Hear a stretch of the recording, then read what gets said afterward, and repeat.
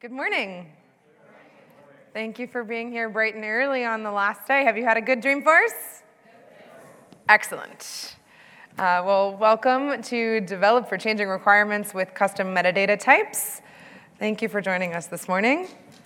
My name is Beth Breisness. I'm a senior consultant with Bigger Boat Consulting, and I'm joined by Daniel Hoax from Instructure.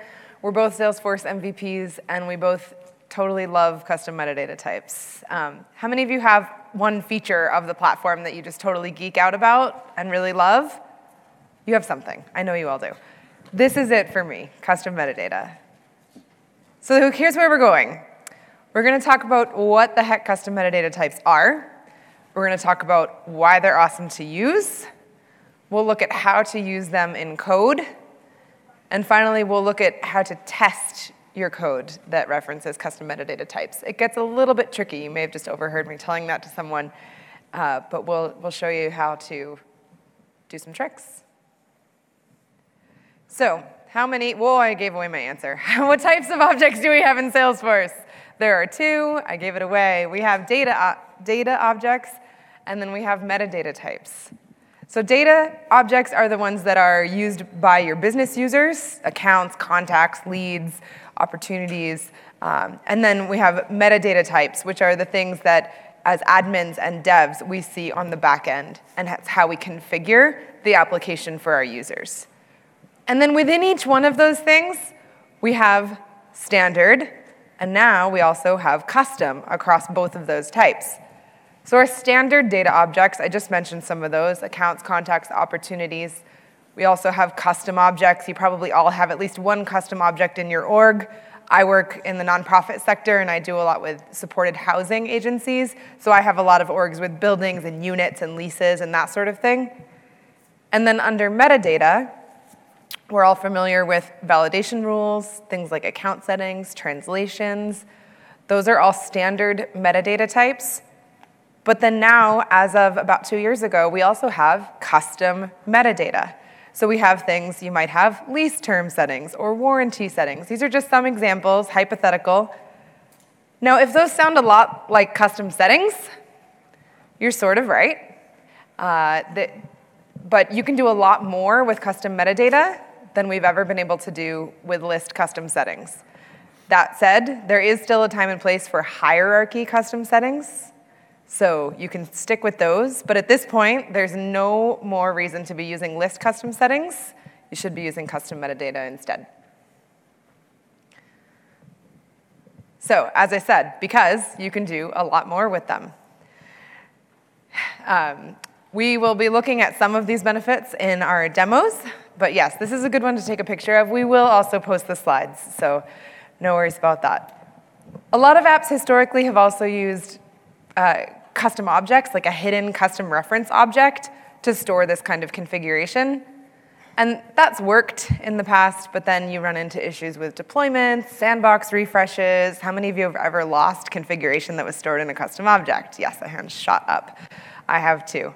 So you don't have to worry about that anymore. You use custom metadata, and it's actually metadata that refreshes with a sandbox and that can be deployed.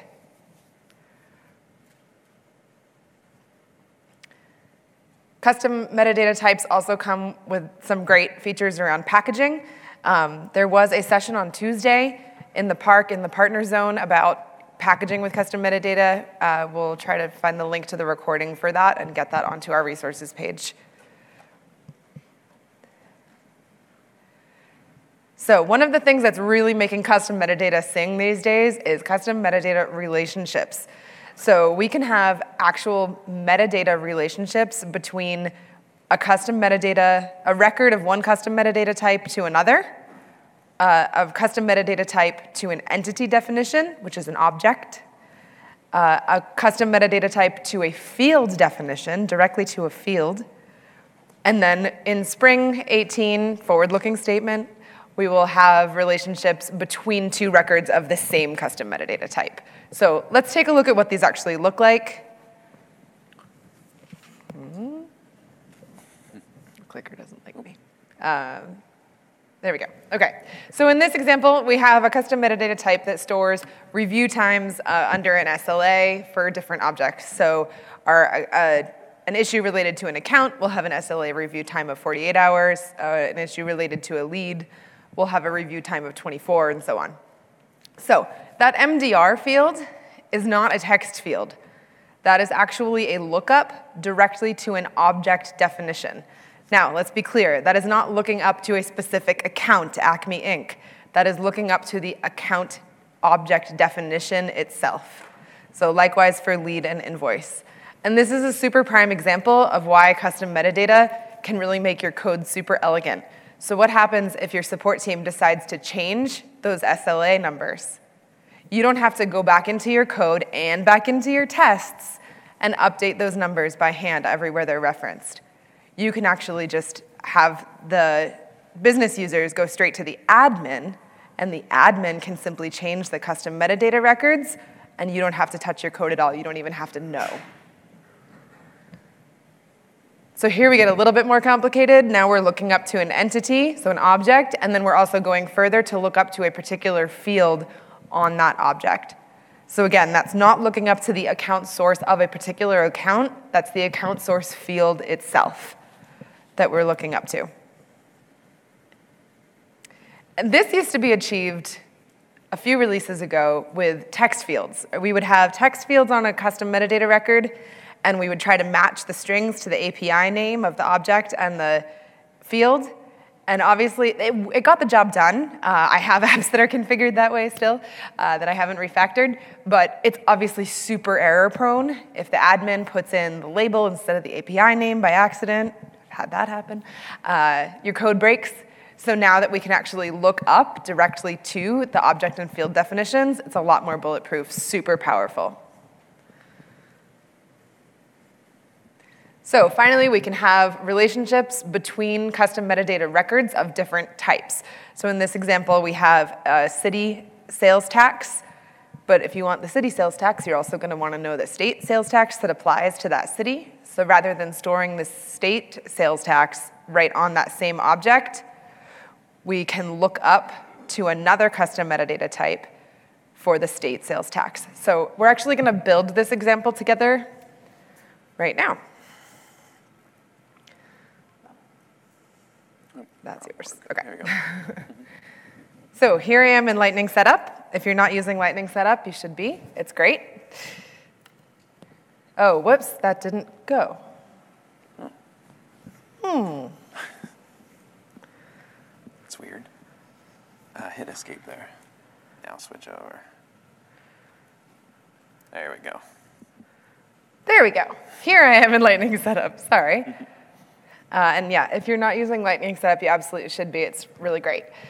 So here in the quick find, all I actually have to type is meta. This is the only node in the setup tree that has the string meta in it, so we can get to it really quickly. So let's click on Custom Metadata Types, and let's build a new one. Now, if this looks familiar, it's because it is. It's pretty much just like building a custom object, except the object that we're building is actually metadata, not data. So we will call this sales tax state, and we'll give it a plural label.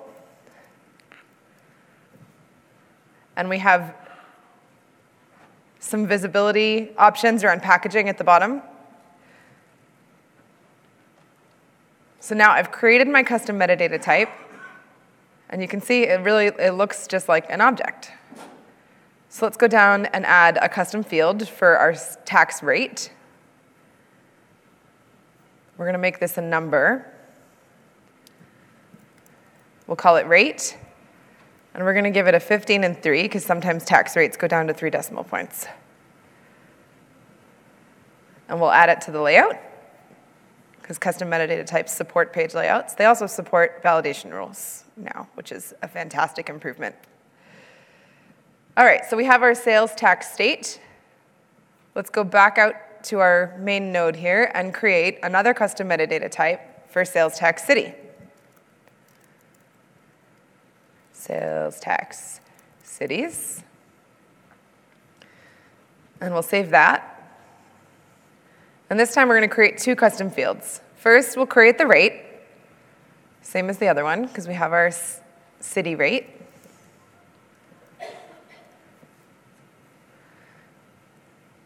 And I'll do save and new because I want one more. And this time, I'm going to select metadata relationship. And here under related to, you can see I have a choice of my other custom metadata type or entity definition. If I choose entity definition, it's going to let me choose any object in my schema. You have to have an object before you can select a field. That's why you don't see a field definition up here. But we're going to relate it to our other custom metadata type.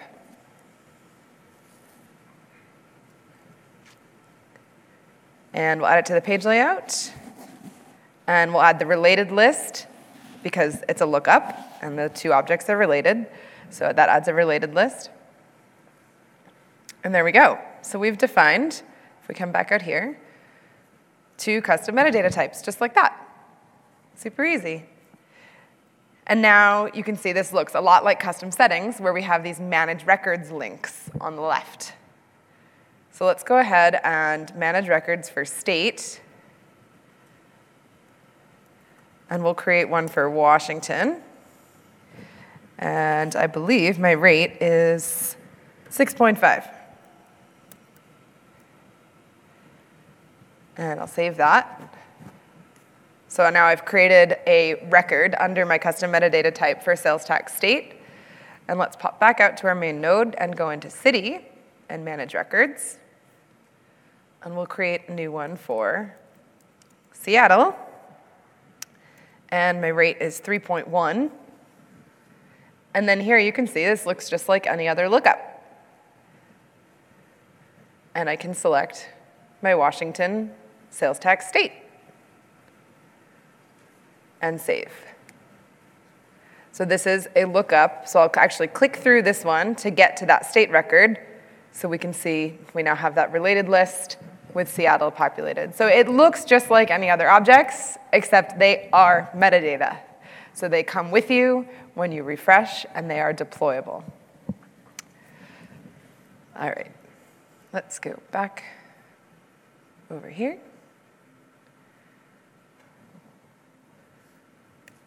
So that is how quick and easy it is to create them and configure them. Now let's take a look at how to use them in code. So with that, I'll hand it over to Daniel. Thank you, Beth. All right, so yeah, like Beth showed, it's pretty easy to set them up, just like custom objects, and we've seen some of the some of the powers of what the benefits they are over custom settings. So let's look a little bit more about how we might use them in code. So first thing when we use them in code is we need to know how to get them. So if you know SOQL, then you know how to get your custom metadata types. You're going to write a SOQL query, select developer name, comma rate from sales tax state. The only difference here is it's underscore MDT. So it's a different object type. Instead of underscore C, it's underscore MDT. That's it. Excuse me. And we can put that into a list. So we can do a list of that custom metadata type and get us a list of all of our states, and we can then use that list in our code. So it looks just like you're working with objects and querying object data. The benefit here, though, is that this doesn't count to our SOQL limits. So this is here, you go pop quiz at 8:15 in the morning. What's our limits? How many SOQL queries can we do in a transaction? Yeah, 100. So if we do 101, we blow up and the whole thing falls apart. You could do 1,000 of these if you want. I wouldn't recommend it. I would say cache them into map or something so you can retrieve them later, do the query once. But you can do it as much as you want. The reason is that they've optimized this for our code. So it's not stored in the database. It's stored in the cache. So it's a lot faster to retrieve than you would be retrieving other custom data. So pretty simple, right? So we can do that. But let's talk a little bit about what happens when we have relationship fields. So in the example Beth showed, where we have state tax and a city tax, we might need to know the relationship between those two. So in my first example on line 1, what I'm going to do is nested SOQL query. So it's exactly the same as you would a normal SOQL query. We're going to use the plural underscore R for the relationship for that subquery. And so in this case, we're going to select the developer name, which will be WA, because that's how she set it up, our rate. And then inside of that, we'll have a list of all of our cities. So we can do some nested loops to drill through. So we can loop through all of our states, and then inside that loop, we can loop through all of our cities and get all that information out if we need it. And so that gives us a variable that we can use in our code, and we can get through it. But sometimes you may want to flatten that data, right? So it might make more sense to query it at the city level and then get the state. So that way we know, oh, here's Seattle. Here's what Seattle's, here's what their rate is, and then here's the rate for the state that Seattle's in. So we can do the dot notation to go get things from that parent. So if we query at the city level and then just do that sales tax state, the relationship R dot rate, that will give us both rates. So now in rate we have the city rate, and in the sales tax state rate we have the state rate. So we can then use that in our code. So what I would probably do, like this example, is I'd query it, and then I'd drop it into a map, like keyed by the city name or something, so that I can then just go into my map and be like, oh, what city is this? Oh, it's Seattle. And you'd probably not want to use city names because they do repeat, but as far as your key. But you could use that, right? So you could have a map in your code to just figure out what the rates are in those two places. All right, now that we know how to get them, we have one more thing with the relationships is how do we use the relationships to objects, to the entities, and the fields? So like Beth was talking about, we can point we can point like an SLA number to to an object. So we can say for accounts it's 48 hours, for leads it's 24 hours. So, but what we need to know is how do we get to that entity information? So in this case, let's think about something like a mapping where you might have a mapping to a field. So you're saying like, oh, I want to take, maybe in this state tax thing, like I want to take my state tax multiplier and I want to map it to this field that's on my custom object, but I don't know what field, maybe if I'm developing my package, maybe I don't know what field. I'm building a package that calculates rates, but I don't know what field they want us to put the calculated tax rate in. So rather than hard code or deliver a field that, in my package, I can just say, you build your own field, and then you go into the custom metadata types and you point to the field that you want me to drop the values into. So once I have that, so if I have this field called mapped field on my custom metadata type, how do I get to it? Well, the nice thing is that this is a lookup. It's a relationship. So it gives us everything we need on that. And so it's using the field definition. So if you look in the tooling API documentation for the field definition class or object, all the fields that are listed there are available to you. So you can get, there's a ton in there. You can get, name, in this case, we're using qualified API name. So in this case, the benefit of using qualified API name is if you are in a managed package, it will give you the prefix along with the API name. So whatever prefix is of that managed package, you'll get it. So so that will give us the name, the API name in the field.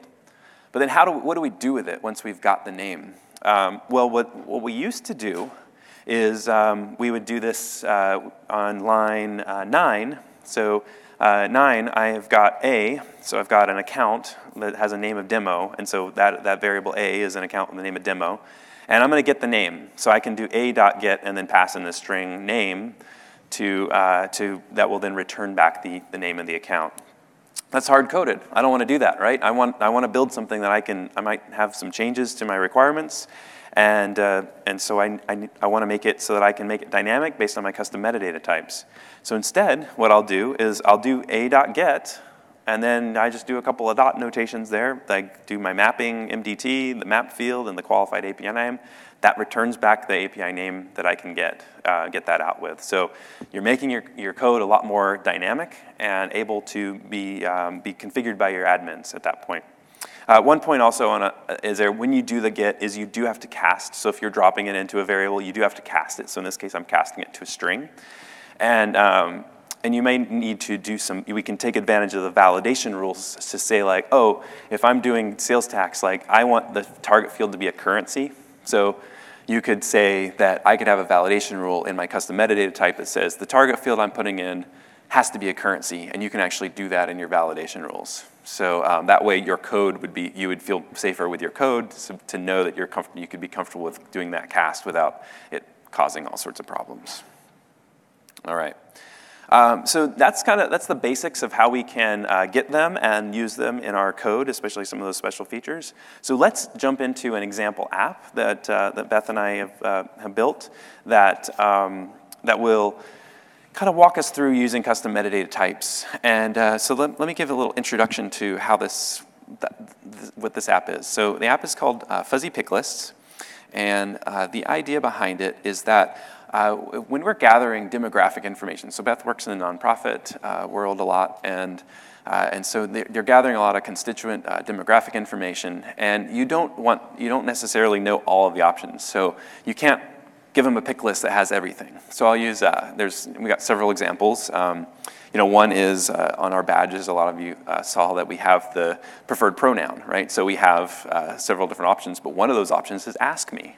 So Dreamforce has given us sort of a fuzzy pick list for our gender pronouns, in that they don't want to box everybody in, so they give you some options. So you can do that. You could ask somebody gender, and they could type in a field and say what their gender is, and then later we might try to categorize them for some reporting purposes. Similar, like you could use ethnicity or language. So we were talking to one of the inspirations behind this after the last session, and they do a lot of work in India, right? Mm-hmm. And so there's a lot of dialects in India, and so rather than just have a single choice, they just want people to have the option to put in whatever dialect they want. But they didn't want to manage to manage the pick list to have all of its dialects in it. So what they do is they provide a text box that they can type in their language, and then we can configure in the custom metadata how what gets typed in maps to a pick list value. So, we definitely want to categorize it for reporting, but we want our constituents or the demographic information for them to feel comfortable with what we're doing. So that's the goal of this thing. So we have a GitHub repo with everything in it, and it also has a managed package that you could install as well. And so let's take a look at, before I get to that, I need to demo it. All right, so what I've done is I've set it up on my leads object.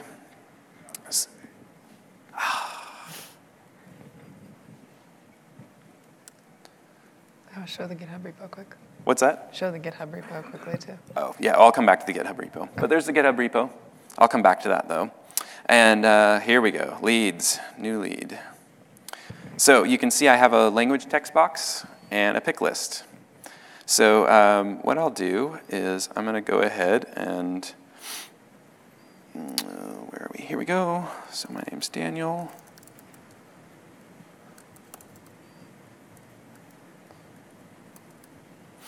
And so I'm going to leave this pick list alone. I'm going to leave it as none. But if you may not realize it, but what you all may not know is I'm from the South. I'm from Georgia, so I speak Southern. So I'm going to hit save here.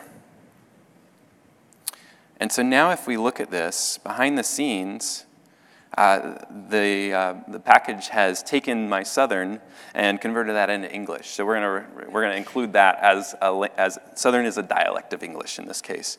So that way we can now have it there. So how did we do that? Well, let's go look at our custom metadata type. So I'm going to use Beth's trick of going to meta.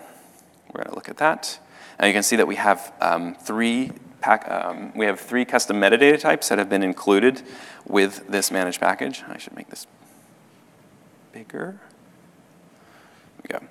And so we have fuzzy pick list and then a couple of other children that are helped with us. So let's look at fuzzy pick list first. So I hit manage, and you can see here that I have one called language.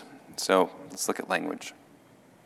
So there's a couple things on this, but what I want to highlight is that we have an entity relationship, so we can point it to a lead, in this case the lead object, and then we point our free text field as the language text field, and then our pick list field is the language pick list field. So you can select any of the fields on that object. So if I were to change the object, then I'll have a different set of fields to pull from. So it's really nice to be able to see how that works there. So great, I've got, and there's a couple of control fields in here that we need for other things. So I'm not gonna, you can look at the code or ask us later about how they all work. But here you can see, so great, we're gonna be mapping from language text to language pick list. And we have now possible values. So what are the pick list values that we can drop in? And one of them is English. So I'm gonna drill down into English. And so here's my English language. And then here's all the possibilities that we're going to map to English. So you can just go and add another possibility in here. So your admin you can run reports and say, oh, here's one that didn't map. Let me decide where that maps to, and you can add them in. So that's really how the config works. So as you can see, we've built the code, and then we're now provided a user interface to be able to configure this and manage it once the code gets deployed. So let's look at the code now. Okay. So first thing I want to show is kind of how are we getting, how are we getting those custom metadata types, because that's one interesting. And so what we've done is taken that out of, so we've put it into a little utility class, separated it for a couple of reasons. One is around testing, and one is just separation of concern. So you can say like, oh, here's where I'm getting, this is the thing that I'm using to get my custom metadata types. You could reuse it, amongst multiple classes as well. So that way, if you needed it somewhere else, you could use it. So let's take a look.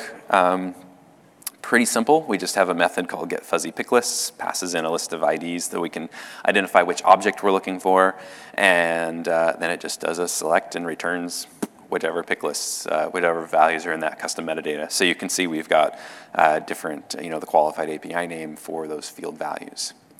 So, and we have a couple of them to get the various pick lists. So that's all we need to do to get them. So how do we use that is, let's go over to the main class.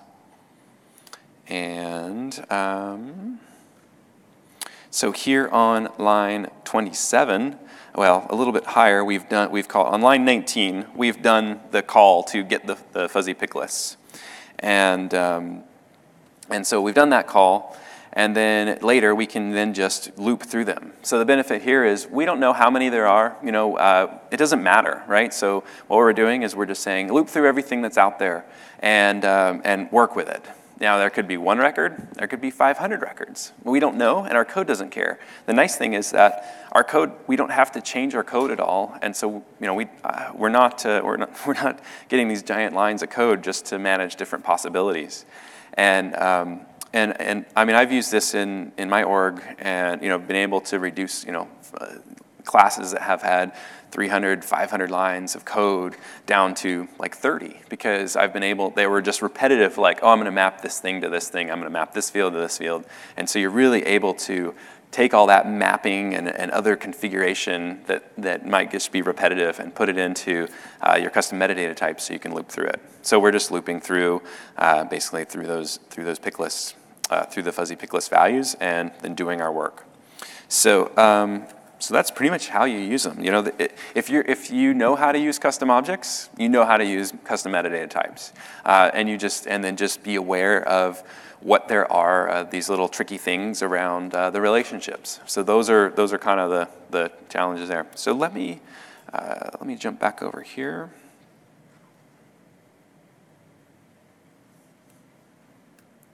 Okay, so the testing. So testing is a little tricky in that it's metadata. So the problem is that it's visible in our test context. So the records that are stored in our custom metadata types you can't use the CL data equals false to hide that and then generate your own data. So best practices, if you're doing testing, you're going to create an account or do whatever thing you want to test around because you want to control the variables that are going into it. Like you don't want to go and query random accounts out of Salesforce to use that in your testing because you don't know how they're configured. You don't know what's the industry that they're assigned to or some other values. So you want to test around those cases. So this poses a challenge. Another challenge is like, what about all my permutations of my configuration? So if I have feature switches and I'm going to turn things on and off in my application, how do I make sure that those feature switches are actually doing what I want them to do and the application is doing the right things?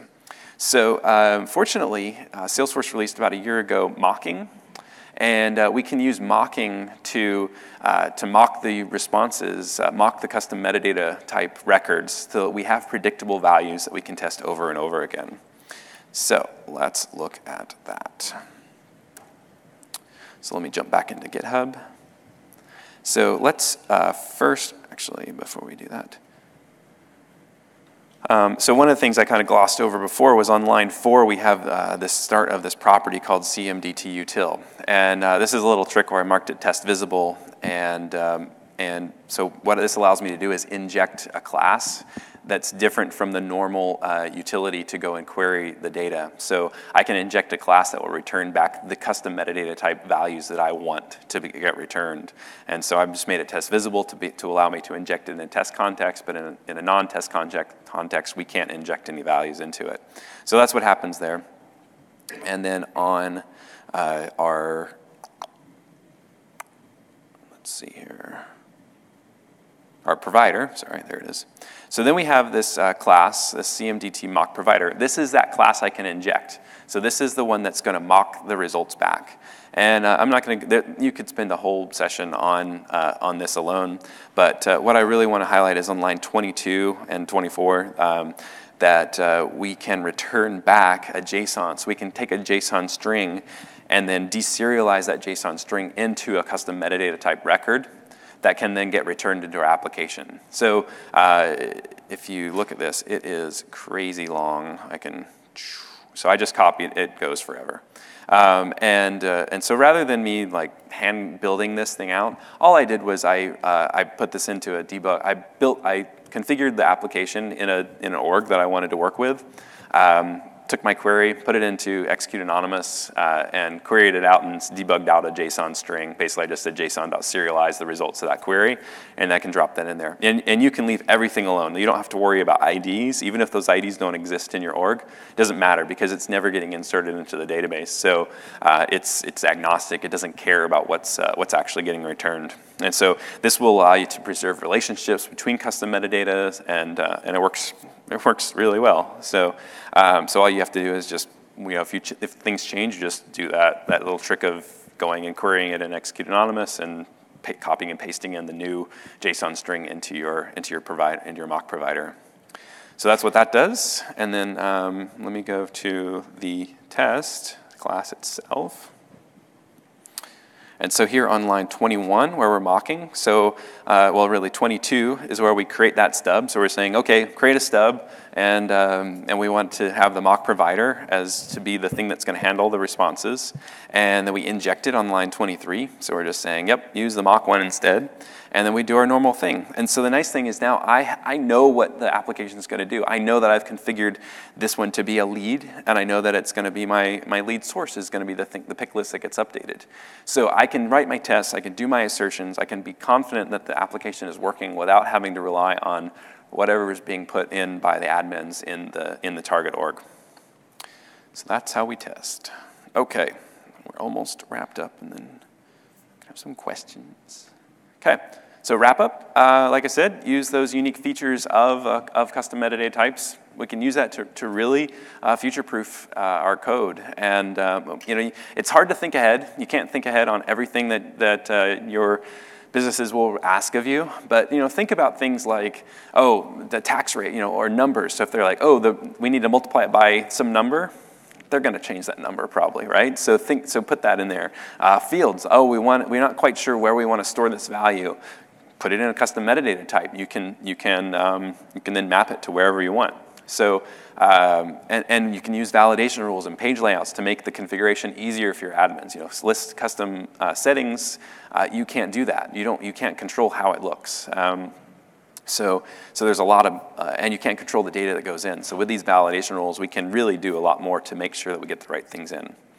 So don't use custom list settings. So if you're thinking about using them, just don't. So I think, so that I know the product manager kind of wants to just make it not a feature anymore. Just, you can't make any more. Take away the new button. So you can use hierarchy custom settings. So if you are have a need where you need it at the org level, the profile level, and the user level, you need different default values. Still use the hierarchy settings for that. There's not a a correlated one for custom metadata, but everything else uses custom metadata types. Finally, just watch out for that testing. Use the stub API. Don't rely on whatever's in the org because it's going to change and your tests are going to start failing. One thing is they're still building on it. So we were talking to the product manager about this, and the next thing they're trying to do is get it into declarative tools. So using it in validation rules, and then hopefully formulas and default field values, and be able to use these custom metadata types in those. So I'm excited to see what they're going to come up with that, but we can use it there. So they're looking at a pilot for Spring 18. And then, so next steps, we have a GitHub repo. I'll leave this slide up so if you want to take a picture of it. We'll also post it into the chatter on the session.